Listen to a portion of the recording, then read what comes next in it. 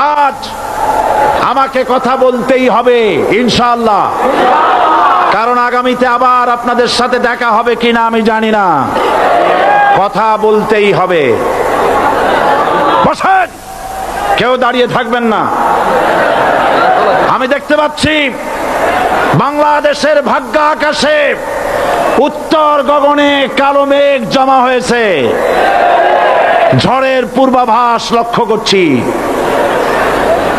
যদি মোকাবেলা করতে না পারেন সক্ষম ভাবে, এমন অন্ধকার গাঢ় কালো অমাবস্যার রাত আসতে পারে যার সুবে সাদেক হওয়া অসম্ভব। সুতরাং আপনারা কি কাপুরুষের মতো কাফের মুশরিকদের গোলামি করে মরতে চান? বিড়ালের মতো 500 বছর বেঁচে থাকার কোনো লাভ নাই। সিংহের মতো 1 ঘন্টা বাঁচতে চাই। আমাদেরকে বলা হয় সাম্প্রদায়িক উস্কানিমূলক কথা নাকি আমি বলি। পত্রপত্রিকা দিছে না তারা? সাম্প্রদায়িক উস্কানি কথা, সাম্প্রদায়িক উস্কানিমূলক কথা বলি। সেই জন্যই বোধহয় শত শত মুসলিম আমাদের কাছে এসে মুসলমান হয়। মানুষে আর বোকা বানানো যাবে না। যাবে কি? আর বোকা বানানো যাবে? তারপর বলছে কি? এরপরে বলছে, আমাকে বলছে রাজাকার। শুনে রাখো চট্টগ্রামের লক্ষ লক্ষ জনতা, পার্লামেন্টে যখন আমাকে এই কথা বলা হয়েছিল, আমার পার্লামেন্টের কলিগ জাফরুল্লাহ চৌধুরী সাহেব বসে আছেন এখানে, হ্যাঁ, জাফরুল ইসলাম চৌধুরী বসে আছেন পাশে, প্রধানমন্ত্রী সুদ্ধা, অন্তত 3 শতাধিক পার্লামেন্টের সম্মানিত সদস্যরা সেদিন বসা।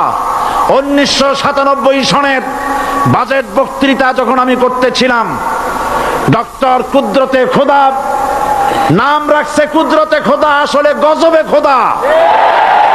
এ লোকটি নাস্তিক, ইসলামের চূড়ান্ত দুশমন। তার প্রণীত শিক্ষা ব্যবস্থার যখন সমালোচনা করছিলাম, ট্রেজারি বেঞ্চ থেকে আমাকে বলা হলো রাজাকার। আমি আমার সমস্ত শক্তি একত্রিত করে বলেছিলাম, শুধুমাত্র হিন্দুস্তানের রাজাকারেরাই আমাকে রাজাকার বলতে পারে। আমি বলেছিলাম 1973 সন পর্যন্ত আমি বাংলাদেশের কোন রাজনৈতিক দলের নেতা এবং কর্মী ছিলাম না। আমি রাজাকার নই। আমাকে রাজাকার বলে যদি তাকেও প্রমাণ করতে না পারে, 10 কোটি টাকার মানহানি মামলা দায়ের করব। আমার এই বক্তব্য সারা দুনিয়া শুনেছে। পার্লামেন্টে আমার এই বক্তব্য রেকর্ড হয়ে আছে। সেদিন 3 শতাধিক পার্লামেন্ট মেম্বারের কেউ আমার চ্যালেঞ্জ গ্রহণ করেন নাই। যে কোনো ব্যক্তি পার্লামেন্টে গিয়ে আমার বক্তৃতা দেখে আসতে পারেন। এরপরে 1997 সনের 7ই অক্টোবর দৈনিক জনকণ্ঠ পত্রিকা যখন আমার বিরুদ্ধে লিখলো, সেই পত্রিকায় সাইদির ওপেন চ্যালেঞ্জ 8ম পাতা, 1997 7ই অক্টোবর, এত বড় 2 কলমে হেডিং। সেখানে আমি বলেছি, বাংলাদেশের সকল সাংবাদিক, গোয়েন্দা বিভাগ, বাংলাদেশের সকল বুদ্ধিজীবীকে আমি আমার পিরোজপুরে আমন্ত্রণ করছি। আমার উপস্থিতিতে যদি কেউ প্রমাণ করতে পারে বাংলাদেশের স্বাধীনতা যুদ্ধের বিরুদ্ধে আমার কোনো ভূমিকা ছিল, সজ্ঞানে স্বেচ্ছায় জাতীয় সংসদের সদস্য পদ থেকে পদত্যাগ করব। 3 বছর পার হয়ে গেছে, আজ পর্যন্ত কেউ এই চ্যালেঞ্জের মোকাবেলা করে নাই। সুতরাং আমাকে যারা রাজাকার বলবে, তারা পিতৃ পরিচয়হীন অবৈধ সন্তান।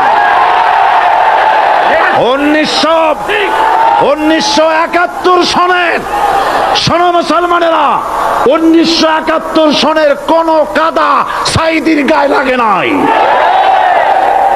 আমাকে রাজাকার বলে জনগণ থেকে বিচ্ছিন্ন করবা, জনগণ থেকে আমারে বিচ্ছিন্ন করা যাবে না। কারণ এই জনগণ আমার জন্য আসে না, এই জনগণ আসে আল্লাহর কোরআনের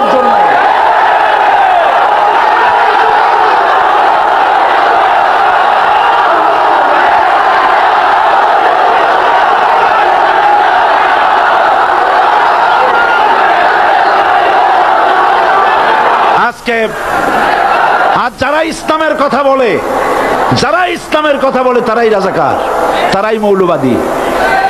মৌলবাদী বললে আমরা অসন্তুষ্ট হই না, কারণ মৌলবাদী শব্দটা আসছে মূল থেকে। মৌল শব্দ এসেছে মূল থেকে। মূলবাদী তার মানে যারা মূলে আছে। মূল হলো কোরআন, মূল হলো হাদিস, মূল হলেন আল্লাহ, মূল হলেন আল্লাহ রসুল। আমরা আছি মূলে। এখন বলেন তো মূলের শক্তি বেশি না আগার শক্তি বেশি? আমাদের যারা মৌলবাদী বলে ওরা হলো আগাবাদী। মূলে আছে কত কোটি? 12 কোটি। মূলে আছে কত কোটি? আর আমাদের যারা মৌলবাদী বলে ওই থাকো গাছের আগায়, আমরা মূলে। লাফালাফি বেশি করবা না, 12 কোটিতে গাছের গোড়া আসতে নাড়া দেবে, মামু বাড়ি দিল্লি গিয়া পড়বা, বাংলার জমিনে জায়গা হবে না। এ কথা বিশ্বাস করো। বাংলাদেশের মুসলমানদের শরীরে এক বিন্দু রক্ত থাকতে শয়তানের তৈরি করা ধর্ম নিরপেক্ষ মতবাদ বাংলার জমিনে কায়েম হতে দেওয়া হবে না, হবে না।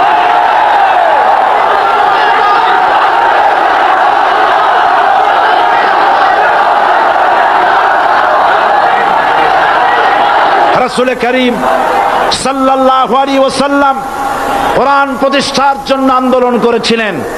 আয়াতুল কুরসি আমাদের সে কথাই শিখেছে।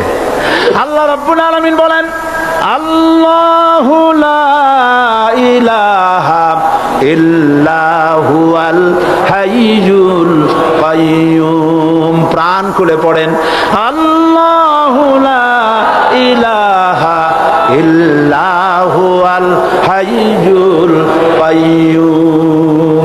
আল্লাহ হচ্ছেন তিনি, যিনি ছাড়া কোনো ইলাহা নাই, আইনদাতা নাই, বিধানদাতা নাই।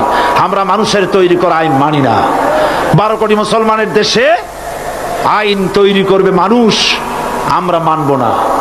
পার্লামেন্টে তৈরি হতে হবে কোরআন দিয়ে, পার্লামেন্টে আইন তৈরি হতে হবে কোরআন দিয়ে। সুতরাং ভয় যতই পান আর যতই ষড়যন্ত্র করেন, 4 দল যখন একত্রিত হয়েছে, ঐক্যবদ্ধ থাকবে, সরকার ঐক্যবদ্ধভাবে গঠন হবে, নির্বাচন ঐক্যবদ্ধভাবে হবে এবং কোরআন হবে, আল কোরআনের পার্লামেন্ট হবে বাংলাদেশে।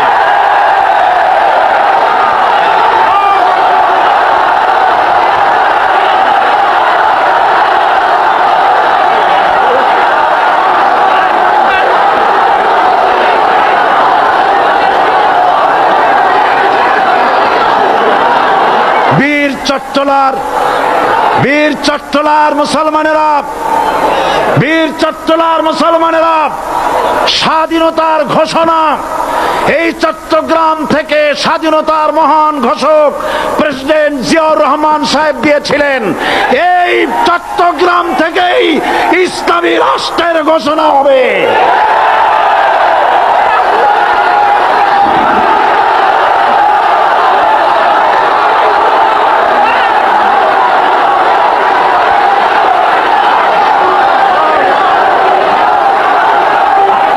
আমি আশাবাদী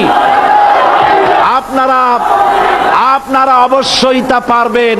আমি 100% বিশ্বাস করি ইনশাআল্লাহ।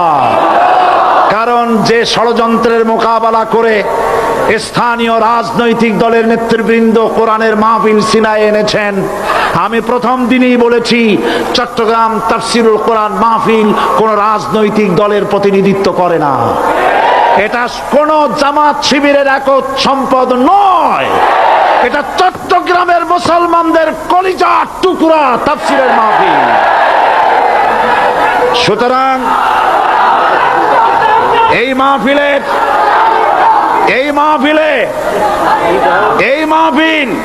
চট্টগ্রামে থাকবে ইনশাআল্লাহ কিয়ামত পর্যন্ত। 144 ধারা 288 হয়ে গেছে, ষড়যন্ত্র পায় পায় চলে গেছে। আমি ওই সব ছেলেদের বলি, সরকারি দলের ছাত্র হইয়া মুসলমানদের বিপক্ষে যাইও না।